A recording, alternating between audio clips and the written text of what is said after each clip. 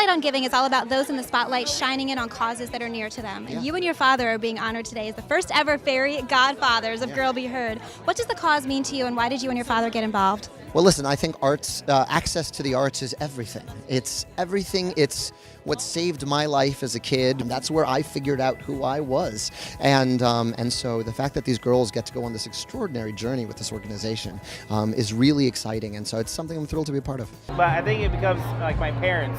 They told me that for some reason I was born this way, so don't let it go to waste. Use it to help people. There's a lot of people who need help out there.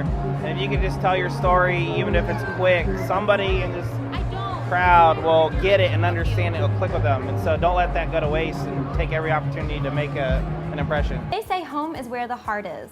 And our next guest definitely has a knowledge of homes, but today we're going to talk about his heart. But the reason we're here today, and the reason I participate in Walk of Art Kids and try to get art and kids as involved in my business as possible, is because I was incredibly fortunate to have such a loving family to allow me to do the stuff that I wanted to do, which was paint, which was draw. And it was awesome just to see the kids there, and they were like so intense on the guys and doing the garages and everything. Really? It's two buildings that are kind of side by side, which was great because now your source and everything and Walk of Art Kids is going to be out there to the whole world. And we're here with Companions and Courage Foundation, which is broadcasting to all different patients and children in children's hospitals across the country.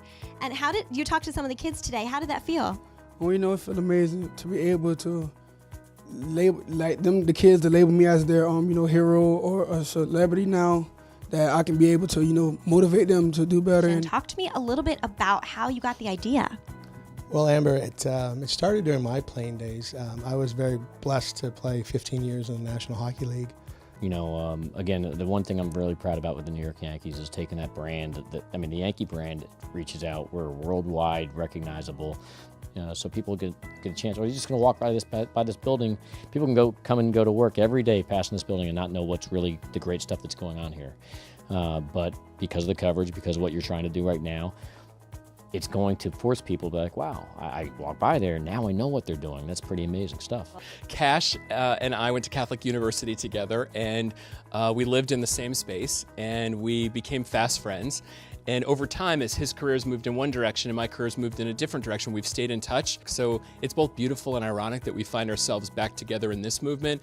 And he and the Yankees have been an enormous source of support for Covenant House, helping us to be more for the young people who live here at Covenant House, New York. And I feel like if there's a higher power or some sort of spiritual life, I really feel like I lost my leg for a reason, because of that strong, strong will and that never looking back attitude. I can impart that on new amputees. So we're here at your Chris Canty Foundation football camp. As you can see, there's all these kids. So how's it going? It's going great. It's always exciting to be able to work with the young people. Over 300 campers this year. Nice. So we're just really excited. The camp continues to grow. We continue to use the platform of athletics to teach life lessons to the kids. I gained all this weight and I started getting teased for that. So I told my story of being bullied. And I said, how many of you out there have been bullied? So 500 hands will go up. And then I say, how many of you guys would like to share your story of being bullied like I did? 499 go down, but there's always one kid. Oh, so courageous. And then all the hands start going up of other kids that want to share. And it's so great. It really is. And you're able to reach 500 little souls. We are here at the United Nations for the International Day of Sport for Development and Peace, where the Jack Brewer Foundation and Brewer Sports International is shining that spotlight brightly on the amazing work that sport can do. It's sport for development. It's something that we're passionate about. Sport has done so much for me personally in my life, and so we've built an organization to help advocate and push for social issues around sport. And we urge you to get involved within these causes, and that's why we introduce you to these amazing organizations. The celebrities, the stars, the Broadway stars, and the influential people are there to tell you why the causes are important to them. So here you can find out real inner details about why people care about the causes that they get involved with.